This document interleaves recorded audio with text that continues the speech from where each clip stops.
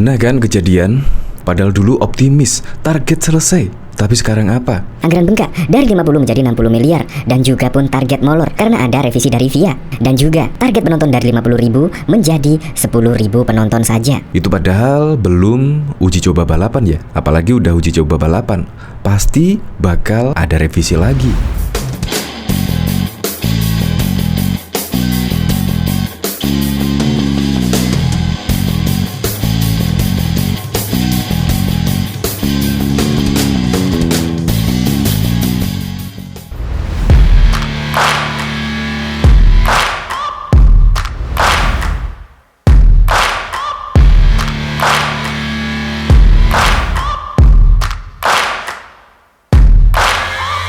Searching for greatness in a sea of the dying and shameless, a sea of the aimless. I don't wanna be one of the nameless. I'ma wake up with the mindset. Saksikan video ini, pastikan bosku jangan lupa subscribe. Karena subscribe itu gratis plus bonus tonton video terbaru setiap harinya. Jangan lupa ya.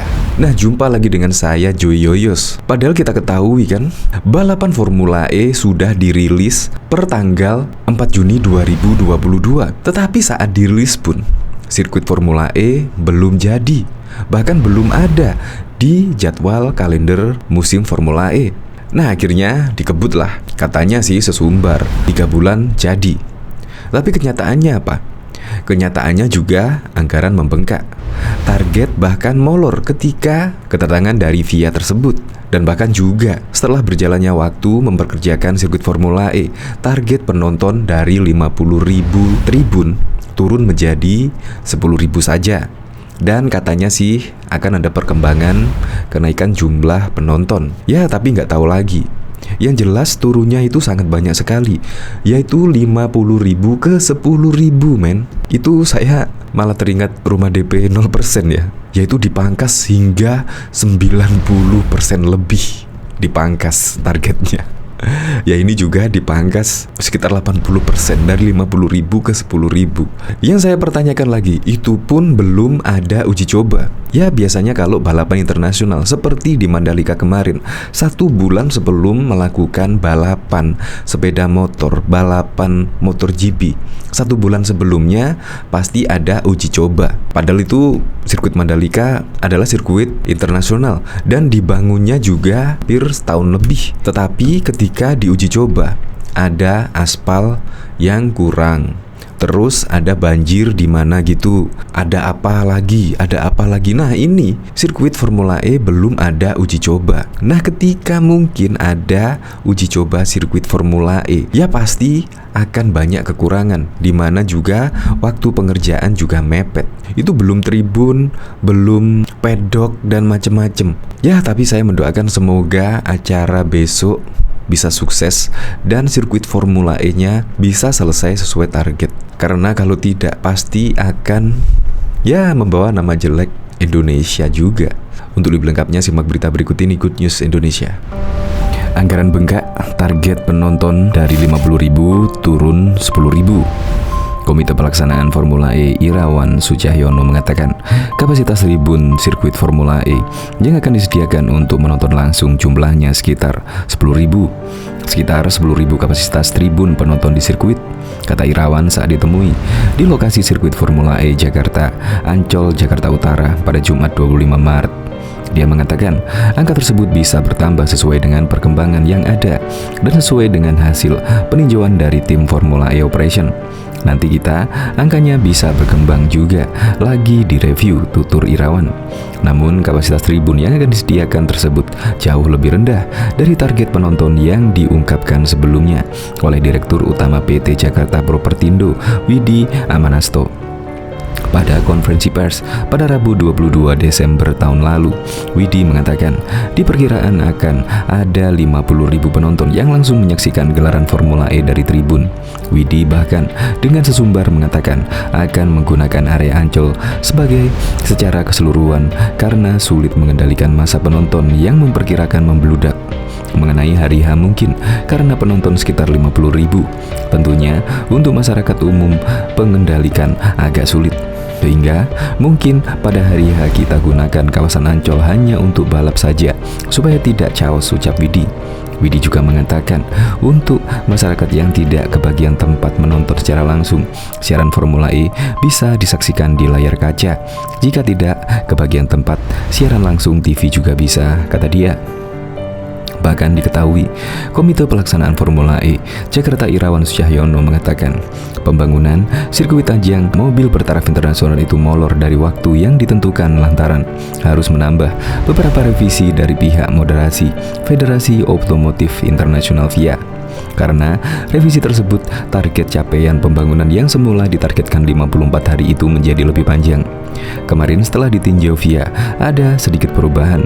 Kita ada sedikit kemunduran, ucap Irawan pada wartawan saat meninjau sirkuit Formula E di kawasan Ancol, Jakarta Utara pada Jumat 25 Maret 2022. Adapun faktor keselamatan tersebut menjadi salah satu revisi dari pihak FIA, yakni trek sirkuit yang dapat menimbulkan kecelakaan pembalap Formula E. Seperti pada tikungan 1, 12, dan 18 ditambah kembali pengaspalannya untuk melebar ke sisi selatan guna menambah faktor keselamatan. Root track run-off yang dievaluasi untuk keselamatannya, tambah dia. Sebelumnya diketahui, Direktur Utama PT Jakarta Propertindo, Widi Amanasto, optimis pembangunan sirkuit Formula E rampung paling cepat akhir Maret 2022 atau paling lambat awal Maret 2022. Kami optimis akhir Maret, awal April kami dapat menyelesaikan seluruh trek ini, insya Allah dengan kualitas yang tepat dan lain-lain ya, ucap Widi saat jumpa pers site visit Formula E 2022 di kawasan Taman Impian Jaya Ancol Pademangan, Jakarta Utara pada Rabu 23 Februari lalu. Widi berujar bahwa dari kelima zona pembangunan sirkuit Formula E ini merupakan fokus konsentrasi pembangunan sirkuit lantaran bagian tanahnya lunak. Tugas kami sekarang ada ke zona 5 untuk pengerasan. Sekarang kami kerjakan, dan ini lagi pengerasan saja. Setelah pengerasan akan diisi dengan pengaspalan, jelas dia. Bahkan juga diketahui Wakil Gubernur DKI Jakarta Ahmad Riza Patria mengungkapkan salah satu alasan biaya pembangunan sirkuit Formula E di kawasan Ancol, Jakarta Utara membengkak. Sebelumnya, biaya konstruksi lintasan digelontorkan sebesar 50 miliar oleh PT Jakarta Propertindo. Namun, ternyata kebutuhan biaya konstruksi bertambah 10 miliar menjadi 60 miliar.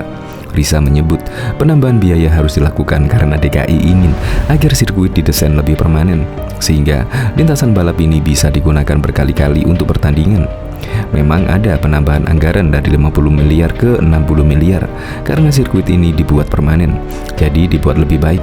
Insya Allah bisa digunakan untuk kegiatan berikutnya dan lainnya, kata Riza di Balai Kota DKI pada Senin 7 Maret.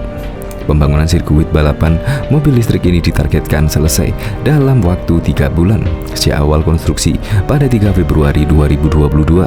Riza mengaku optimis pengerjaan selesai sesuai target dan kualitas sirkuit tetap maksimal meski pembangunannya dikerjakan dalam waktu singkat.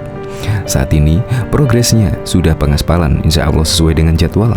Kali ini tanggung jawab Jakpro untuk memastikan dibuat sebaik mungkin untuk memenuhi standar yang ada, ujarnya.